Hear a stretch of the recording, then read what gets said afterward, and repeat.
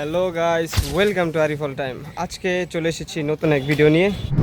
মির্জা আজম college কোথায় অবস্থিত, সরকারি কিনা, আসন কয়টি, বিভাগ কয়টি এবং ক্যাম্পাসের চিত্র তুলে ধরব আজকের এই ভিডিওতে।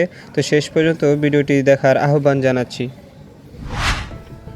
এখন আমি আছি মির্জা আজম কলেজের ভেতরে। জামালপুর জেলার মাদারগঞ্জ উপজেলার গুনের বাড়িতে অবস্থিত মির্জা আজম কলেজ 1995 সালে প্রতিষ্ঠিত। এই শিক্ষা প্রতিষ্ঠানটি দীর্ঘদিন ধরে মাদারগঞ্জের শিক্ষার্থীদের উচ্চশিক্ষার সুযোগ দিয়ে আসছে। আজকের ভিডিওতে আমরা এই কলেজ সম্পর্কে বিস্তারিত জানব। এটি হলো স্নাতক সম্মান একাডেমি ভবন। তার পাশেই এই বিশাল মাঠটি কলেজেরই।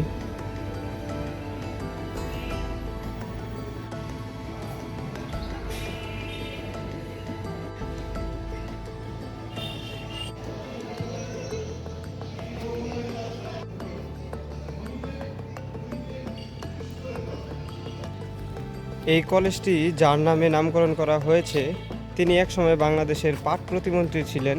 আপনারা হয়তো তাকে চিনেন।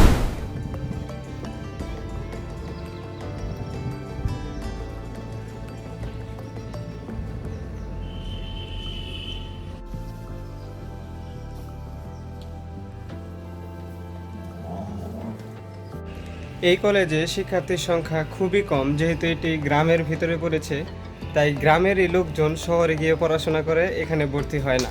আমি এখন যে ভবন দিয়ে হাঁটছি, এটি হলো একটি জরাজীর্ণ ভবন।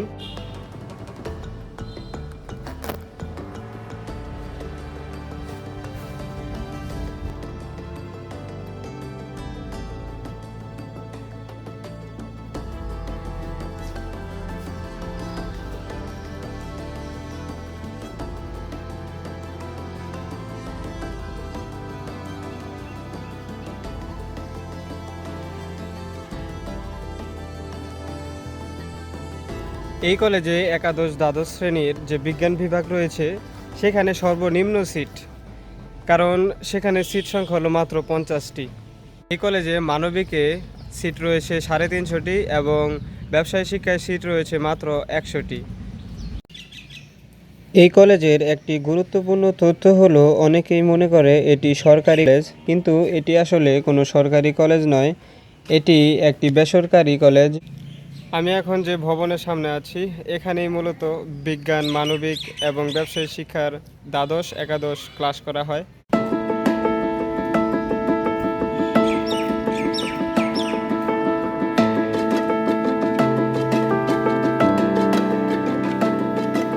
মজার বিষয় হলো, মেন রোডের সাথে কলেজটির বাউন্ডারি থাকলেও আমার পিছে বাড়ির ঘরের সাথে কোনো বাউন্ডারি নেই।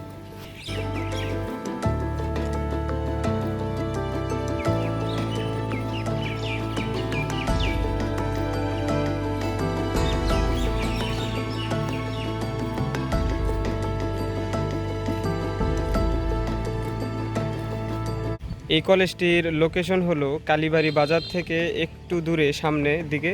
এই কলেজ থেকে আপনি কালীবাড়ি বাজার হেঁটে যেতে পারবেন। কালীবাড়ি বাজার হলো মাদারগঞ্জের একটি বিখ্যাত বাজার। এছাড়াও আপনি মাদারগঞ্জ উপজেলা থেকে আসতে চাইলে সেখান থেকে আপনি সাইটে ব্রিজ বা এই কলেজের নাম বললে আপনাকে এখানে নামিয়ে দিয়ে যাবে।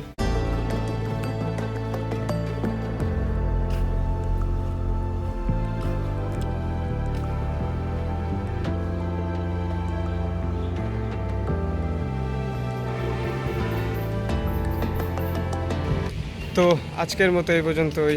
ভালো থাকবেন, সুস্থ থাকবেন, চ্যানেলটি সাবস্ক্রাইব করে পাশে থাকবেন। ধন্যবাদ।